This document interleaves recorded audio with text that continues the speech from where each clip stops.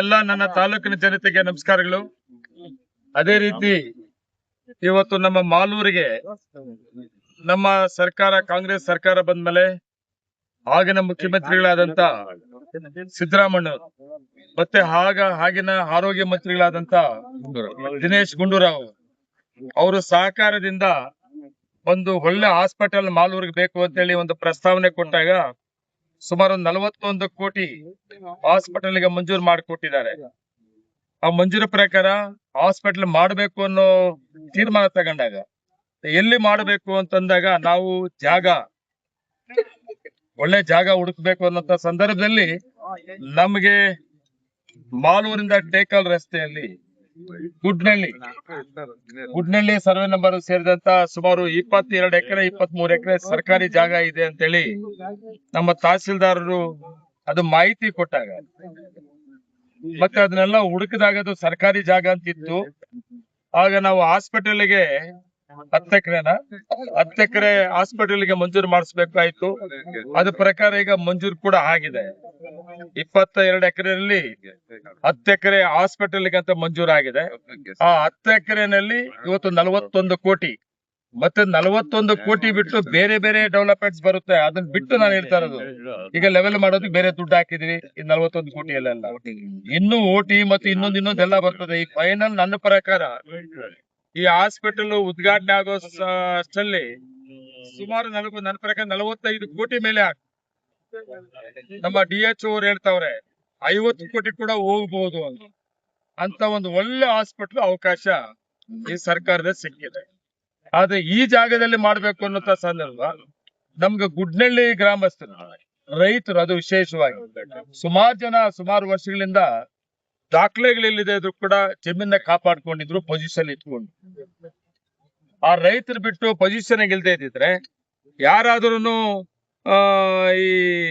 ಈ ನಮ್ಮ ಜಮೀನು ಮಾಫಿಯಾ, ಅವ್ರ ಭೂ ಮಾಫಿಯಾ ಅವ್ರೇನ ಮನಸ್ಸು ಮಾಡಿದ್ರೆ ಈ ರೈತರಿಗೆ ಪೊಸಿಷನ್ ಇಲ್ದೇ ಇದ್ದಿದ್ರೆ ಈ ಜಾಗ ಸಿಗ್ತಾ ಇಲ್ವೇನೋ ಅಂತ ನನಗೆ ಅನಿಸ್ತದೆ. ಆ ಜಾಗ ಉಳಿಸ್ಕೊಂಡಿದ್ರಿಂದ ಇಂಥ ಅವಕಾಶ ಸಿಕ್ಕಿದ್ರಿಂದ ನನ್ನ ವೈಯಕ್ತಿಕವಾಗಿ ನನ್ನ ತಾಲೂಕಿನ ಜನತೆಯ ಪರವಾಗಿ ಆ ಗುಡ್ನಳ್ಳಿ ಗ್ರಾಮದ ಎಲ್ಲಾ ರೈತರು ಕೂಡ ನಾನು ಧನ್ಯವಾದಗಳು ಕೂಡ ಹೇಳ್ತೇನೆ. ಪಾಪ ಅವ್ರಿಗೂ ಕೂಡ ಬೇರೆ ಬೇರೆ ರೀತಿಯಲ್ಲಿ ಕೂಡ ಇದು ಆಗಿಸ್ಬಾರ್ದು ಹಾಸ್ಪಿಟ್ಲು ಅಂತೇಳಿ ಕೂಡ ಪ್ರಯತ್ನ ನಡೆತು. ಆದರೆ ಗ್ರಾಮಸ್ಥರು ಪಕ್ಷ ಪಾರ್ಟಿ ಜಾತಿ ಪಾತಿ ಏನೂ ಇಲ್ಲದೆ ಒಳ್ಳೆ ಕೆಲಸ ಮಾಡ್ತಾ ಇದಾರೆ. ನಾವು ಅದಕ್ಕೆ ಸಹಕಾರ ಕೊಡಬೇಕು ಅಂತೇಳಿ ಇಲ್ಲಿ ಎಲ್ಲರೂ ಸಹಕಾರ ಕೊಟ್ಟು ಈ ಜಾಗವನ್ನ ಹ್ಯಾಂಡ್ ಓವರ್ ಮಾಡಿದ್ರು. ಅದರಿಂದ ಒಳ್ಳೆ ಹಾಸ್ಪಿಟಲ್ ಕೂಡ ಆಗ್ತಾ ಇದೆ. ಅದರಲ್ಲಿ ವಿಶೇಷವಾಗಿ ಈ ಒಂದು ಹಾಸ್ಪಿಟ್ಲೇ ಅಲ್ಲ, ಮಾಲೂರಿಂದ ನಗರಸಭೆ ವ್ಯಾಪ್ತಿಯಿಂದ 1 ಕಿಲೋಮೀಟರ್, ಅರ್ಧ ಕಿಲೋಮೀಟರ್ 1 ಕಿಲೋಮೀಟರ್ ಆಗ್ತದೆ. ಇನ್ನು ಉಳಿದಿರೋ ಜಾಗದಲ್ಲಿ ಏನೇನ್ ಮಾಡ್ಬೇಕು ಅನ್ನೋದು ಕೂಡ ಈಗಾಗಲೇ ನಾನು ಸರ್ಕಾರಕ್ಕೆ ಪ್ರಸ್ತಾವನೆ ಕೊಟ್ಟಿದ್ದೀನಿ. ಅದು ಮಂಜೂರು ಆಗೋಕ್ ಮೊದಲು ಅದನ್ನ ಅನೌನ್ಸ್ ಮಾಡೋದು ಬೇಡ. ಈಗ ನನಗೆ ಸುಮಾರು 45-50 ಕೋಟಿ ಲಾಸ್ಟ್ ಫೈನಲ್ ಆಗುವಂತ ಒಂದು ಹಾಸ್ಪಿಟಲ್ ಇಲ್ಲಿ ಫೈನಲ್ ಆಗಿದೆ. ಇವತ್ತು ಭೂಮಿ ಪೂಜೆ ಇದೆ ಅಷ್ಟೇ. ಇದು ಗುದ್ಲಿ ಪೂಜೆ ಬೇರೆ ಇದೆ. ನಾವು ತಕ್ಷಣ ಕೆಲಸ ಪ್ರಾರಂಭ ಆಗ್ಲಿ ಅಂತೇಳಿ ಭೂಮಿ ಪೂಜೆ ಮಾಡಿದೀವಿ ನಾವೆಲ್ಲ ಮುಖಂಡರಲ್ಲಿ ಸೇರ್ಕೊಂಡು.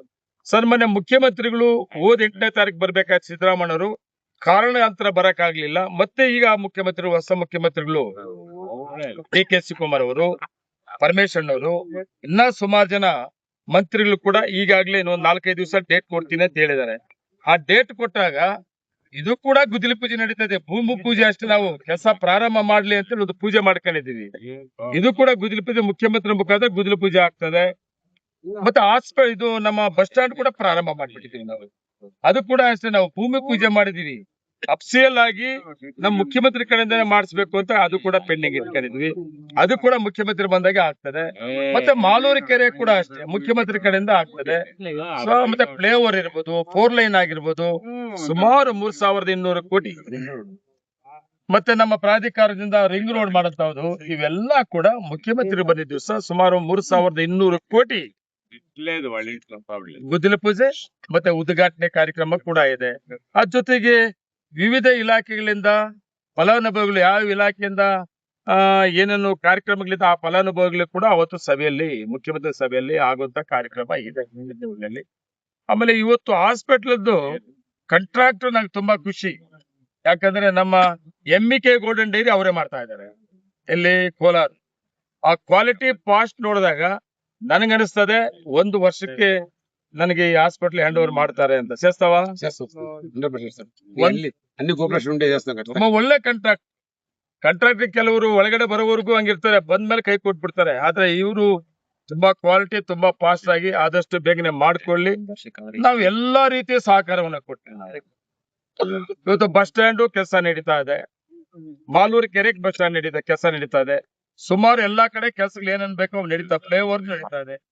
ಯಾರೋ ಕಾಂಟ್ರಾಕ್ಟರ್ ಕೆಲಸ ಮಾಡ್ಕೊಳ್ಳಿ ಬಿಟ್ಟಿಲ್ಲ. ನಾವು ಡೆವಲಪ್ಮೆಂಟ್ಸ್ ಗೆ ಎಲ್ಲಾ ಇಲಾಖೆಗಳು ಕೂಡ, ಎಲ್ಲಾ ಸಾರ್ವಜನಿಕರು ಕೂಡ ಸಹಕಾರ ಕೊಡ್ತಾ ಇರೋದು. ಇವತ್ತು ಫ್ಲೈಓವರ್ ಕೆಲಸ ಆಗ್ತಾ ಇದೆ, ಸಾರ್ವಜನಿಕರು ತುಂಬಾ ತೊಂದರೆ ಕೂಡ ಆಗ್ತಾ ಇದೆ. ನನಗೆ ಸುಮಾರು ಜನ ಫೋನ್ ಮಾಡ್ತಾರೆ, ಏನು ಜಾಮ್ ಆಗಿದೆ ಅಂತ ಫೋನ್ ಮಾಡ್ತಾರೆ, ಟೆಸ್ಟ್ ಬರ್ತಾ ಇದೆ ಅಂತ ಫೋನ್ ಮಾಡ್ತಾರೆ. ಆದ್ರೆ ಅವ್ರು ಹೇಳೋ ರೀತಿಯಲ್ಲಿ ಹೆಂಗಿರ್ತಂದ್ರೆ ಒಳ್ಳೆ ಕೆಲಸ ಆಗ್ತಾ ಇದೆ, ಅದು ಸ್ವಲ್ಪ ಜಾಮ್ ಆಗೋದು ಮತ್ತೆ ಆ ಟೆಸ್ಟ್ ಸ್ವಲ್ಪ ಅವಾಯ್ಡ್ ಮಾಡ್ಸಕ್ ಪ್ರಯತ್ನ ಮಾಡಿ ಅಂತೇಳಿ ಖುಷಿಯಾಗಿ ಹೇಳೋಂಥವ್ರು. ಅದು ಉದ್ದೇಶ ಏನಂದ್ರೆ ಅದು ಇನ್ನೆಲ್ಲ ಅವ್ರು ಹೇಳೋ ರೀತಿ ಹೆಂಗಿರ್ತದೆ ಅಂದ್ರೆ ತುಂಬಾ ಖುಷಿಯಾಗಿ ಹೇಳೋಂಥವ್ರು, ಬೇಜಾರಾಗಲ್ಲ, ಒಳ್ಳೆ ಕೆಲಸ ಆಗ್ತಾ ಇದೆ, ಈಗ ತಾತ್ಕಾಲಿಕ ತೊಂದರೆ ಆಗ್ತಾ ಇದೆ ಅನ್ನೋ ಉದ್ದೇಶದಿಂದ ಎಲ್ಲಾ ಸಾರ್ವಜನಿಕರು ಕೂಡ ಮತ್ತೆ ಎಲ್ಲಾ ಇಲಾಖೆಗಳಿಂದ ಕೂಡ ಈ ಡೆವಲಪ್ಮೆಂಟ್ಸ್ ಗೆ ಸಹಕಾರ ಕೊಡ್ತಾ ಇರೋದ್ರಿಂದ ಎಲ್ಲ ತುಂಬಾ ಫಾಸ್ಟ್ ಆಗಿದೆ. ಸುಮಾರು ಜನ ಮಾಲೂರಲ್ಲಿ ಬಂದು ಹೋದವ್ರು ಹೇಳ್ತಾರೆ ಫ್ಲೈಓವರ್ ಆಗ್ತಾರೆ ಫಾಸ್ಟ್ ನೋಡಿ, ಇದೇನು ಇಷ್ಟು ಫಾಸ್ಟ್ ಆಗಿ ಆಗ್ತಾ ಇದೆ, ಮತ್ತೆ ಕ್ವಾಲಿಟಿ ಆಗ್ತಾ ಇದೆ ಅಂತೇಳಿ ಮಾತಾಡ್ತಾರೆ. ಅದಕ್ಕೆ ಈ ಹಾಸ್ಪಿಟಲ್ ಕೂಡ ಅಷ್ಟೇ, ನಾವು ತುಂಬಾ ಫಾಸ್ಟ್ ಆಗಿ ಸಹಕಾರ ಕೊಡ್ತೀವಿ, ಅವ್ರು ಫಾಸ್ಟ್ ಆಗಿ ಕೆಲಸ ಕೂಡ ಮಾಡ್ತಾರೆ. ಆಮೇಲೆ ಈ ರೀತಿ ಹಾಸ್ಪಿಟಲ್ ರಾಜ್ಯದಲ್ಲಿ ಬರೀ 4ರಲ್ಲಿ ಮಾಲೂರು ಒಂದು. ನಾನು ದಿನೇಶ್ ಗುಂಡೂರಾವ್ ಮರೆಯಕ್ಕಾಗಲ್ಲ. ಅವ್ರ ರಾಜ್ಯದ ಯುವ ಕಾಂಗ್ರೆಸ್ ಅಧ್ಯಕ್ಷರಾಗಿದ್ರು, ನಾನು ತಾಲೂಕು ಯುವ ಕಾಂಗ್ರೆಸ್ ಅಧ್ಯಕ್ಷರಾಗಿದ್ದೆ. ನಮ್ಮ ಅವರು ಬಾಂಧವ ಅಲ್ಲಿಂದ ಪ್ರಾರಂಭ ಆಗಿದ್ದು. ಈ ಹಾಸ್ಪಿಟಲ್ ಬರೋದಕ್ಕೆ ನಾನು MLA ಆಗಿದ್ದಕ್ಕೆ, ಅವ್ರ ಮಂತ್ರಿ ಆಗಿದ್ದಕ್ಕೆ ಕೊಡಕ್ಕೆ ಆಗಲ್ಲ. ಅದು ಲಾಸ್ಟ್ ಮಂತ್ರಿಗಳ ಸಹಕಾರ, ದಿನೇಶ್ ಗುಂಡೂರಾವ್ ನಾವು ಎಷ್ಟು ತಿಳ್ಕೊಂಡ್ರು ಸಾಕು. ಅದಕ್ಕೆ ಮುಖ್ಯಮಂತ್ರಿಗಳು, ಆಗಿನ ಮುಖ್ಯಮಂತ್ರಿಗಳು ಕೂಡ ಸಿದ್ದರಾಮಯ್ಯ ಸಪೋರ್ಟ್ ಮಾಡಿದಂತವ್ರು. ಇದು ಒಳ್ಳೆ ಕೆಲಸ ಬೇಗನೆ ಆಗ್ಲಿ ಅಂತ ಹೇಳಿ ನಾನು ದೇವ್ರು ಕೇಳ್ಕೊಂತ ಇದೀನಿ. ಏನೇನು ಕೆಲಸ ಆಗಿದೆ ಈಗ, ವೈಟ್ ಟಾಪಿಂಗು ಮಾಲೂರಿಂದ ಹೊಸಕೋಟೆವರೆಗೂ ಕೂಡ ಮಾಡೆಲ್ ಯಾರ ಕೈ ಮಾಡಕ್ಕಾಗಲ್ಲ. ಮೊನ್ನೆ ಯಾರು ನಾನು ಹೋಗ್ತಾ ಇದ್ರೆ ನನ್ನ ಸ್ನೇಹಿತರೊಬ್ರು ನನಗೊಂದು ಫೋನ್ ಮಾಡಿದ್, ನಾನು ಅಡ್ಡ ಹೋದ್, ಅವ್ರು ಅಡ್ಡ ಹೋದ್, ಇದೇನು ರನ್ವೇನಾ, ಏರ್ಪೋರ್ಟ್ ರನ್ವೇನಾ ಅಂತ ಕೇಳಿದ್ರು. ಏನ್ ಹಿಂಗ್ ಮಾಡಿದಿರಿ, ಇಂಥ ರೋಡ್ ಆಗ್ತದೆ ನಾವ್ ಯಾರು ಅನ್ಕೊಂಡಿಲ್ಲ, ಏರ್ಪೋರ್ಟ್ ರನ್ವೇ ಕಿದ್ದು ಚೆನ್ನಾಗಿದೆ ಅಂತ. ನನಗ್ ಪ್ಲಾಸ್ ಆಯ್ತವು. ಹೌದಾ ಅಂತ. ಇದು ಬರೀ ಹೊಸಕೋಟೆವರೆಗೂ ಅಲ್ಲ, ಇದು ಸೀತಾಕ್ಳವರೆಗೂ ಹೋಗ್ತದೆ. 26.5 kilometre, 3.5 kilometre flyover, 26.5 kilometre white top. ಖುಷಿ ಆಗ್ತದೆ. ಯಾರೇ ಏನೇ ಟೀಕೆ ಮಾಡ್ಕೊಂಡ್ರು, ಏನೇ ಮಾಡ್ಕೊಂಡ್ರು ನಾವು ತಲೆ ಕೆಡ್ಸ್ಕೊಳಕ್ ಹೋಗೋದು ಬೇಡ. ಡೆವಲಪ್ಮೆಂಟ್ಸ್ ಅಲ್ಲಿ ನಾವು ತುಂಬಾ ಮುಂದೆ ಇದ್ದೀವಿ, ಯಾರು ಇತಿಹಾಸದಲ್ಲಿ ಮಾಡಕ್ಕಾಗಿಲ್ಲ. ಇವತ್ತು ನಮ್ಗೆ ಸಮಾಧಾನ ಇದೆ, ತಾಲೂಕಿನ ಜನತೆ ತುಂಬಾ ಖುಷಿಯಾಗಿದ್ದಾರೆ. Thank you. ಇನ್ನೇನಿದೆ ನೀವು ಕೇಳೋದು? ಅಲ್ಲ, ಇದ ತೆಗಿತಾರೆ, ಇದು ಬಿಟ್ಟು ಅದು ಮಾಡೋದು. ಇದ್ರ ಈ ಜಾಗ ಬಿಟ್ಟೆ ಮಾಡ್ತಾರೆ, ಆ ದೊಡ್ಡ ಲೈನ್ ತೆಗಿಯಕ್ ಆಗಲ್ಲ, ಅದನ್ನ ಬಿಟ್ಟೆ ಮಾಡಿ. ಮಾಲೂರು ಸರ್ಕಾರಿ ಆಸ್ಪತ್ರೆಯಲ್ಲಿ ಸ್ಕ್ಯಾನಿಂಗ್ ಮಾಡೋರಿಲ್ಲ, ಮಹಿಳೆಯರು ಬಹಳ ಕಷ್ಟ ಪಡ್ತಾ ಇದ್ದಾರೆ. ಈಗ ನಿನ್ನೆ ಒಂದು ಇವ್ರಿಗೆ ಬಂಗಾರಪೇಟೆನಲ್ಲಿ ಒಂದು ಅಡಿಷನಲ್ ಕ್ರಿಯೇಟ್ ಮಾಡಿ ಕೊಟ್ಟಿದ್ವಿ, ಅವ್ರು ತಗೊಂಡಿಲ್ಲ ಕೌನ್ಸಿಲಿಂಗ್. ನಮ್ಮಲ್ಲಿ ಕೌನ್ಸಿಲಿಂಗ್ ಬಂದಿದ್ದೆ 3-4 ಜನ. ಬಂಗಾರಪೇಟೆನಲ್ಲಿ ಒಂದು ಬಂದ್ರು, ಒಂದು ಇನ್ಚಾರ್ಜ್ ಆಗಿ. ಪರ್ಮನೆಂಟ್ ಅವ್ರು ಮಾಡ್ಬೇಕು ಸರ್. ಹೊರಗಡೆ ಅವ್ರು ಯಾರಾದ್ರೂ ಕೆಲಸ ಮಾಡಿದ್ರೆ ಅವ್ರಿಗೆ ಅಮೌಂಟ್ ಕೊಡ್ತೀವಿ ಅಂತ ಇದ್ ಮಾಡಿದ್ದೆ. ಅವ್ರು ಯಾರೋ ಒಪ್ಕೊಂಡಿದ್ರು, ತಿರುಗಿ ಬರ್ಲಿಲ್ಲ. ಸೊ ಪರ್ಮನೆಂಟ್ ಅವ್ರದ್ದು ಆಕ್ಚುಲಿ ಗೌರ್ಮೆಂಟ್ ಒಪ್ಪಿತ್ತು. ಮೆಡಿಕಲ್ ಆಫೀಸರ್ ಜಾಗದಲ್ಲೇ ನೀವು ರೇಡಿಯಾಲಜಿಸ್ಟ್ ನೀವು ಬರಂಗಿದ್ರೆ ಹಾಕ್ಸ್ಕೊಳ್ಳಿ ಅಂತ ಪಾಪ ಪ್ರಯೋಜನ ಮಾಡಿದ್ರು. ಹೊಸಕೋಟೆಯಲ್ಲಿ ಬರ್ತಾರೆ ಅಂತ ಬಂಗಾರಪೇಟೆ ಅವ್ರನ್ನ ಇನ್ಚಾರ್ಜ್. ಇನ್ನೇನೈತೆ ನೀವು ಕೇಳೋದು? ಓಕೆ, ನಮಸ್ಕಾರ. ಈ ದಿನ ಮಾಲೂರು ತಾಲೂಕಿಗೆ ತುಂಬಾ ಪ್ರತಿ ಜನನು ತುಂಬಾ ಸಂತೋಷ ಪಡುವಂತ ದಿನ.